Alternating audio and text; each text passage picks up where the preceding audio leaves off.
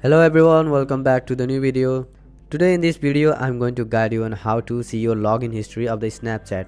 Enabling this, you can see your login history of your ID in which the devices you have logged into. So let's begin the video.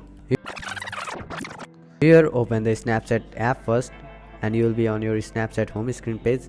So now tap on the profile icon at the top left corner and now tap on the settings option that is at the top right corner. Here scroll down to the privacy control section and select my data option. Then Snapchat will redirect you to a login page. Enter your username and password again to sign in. Once you sign in, you will see a list of data you can request. Tap submit request at the bottom of the page. And now Snapchat will send a download link to the email associated with your account. So now check your email for a message from Snapchat and click the link to download your data.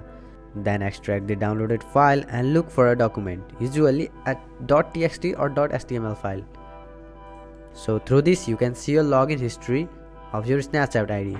So that's it for this video. If this video helped you, then hit the like button and subscribe for more videos like this. Bye bye, see you all in the next video.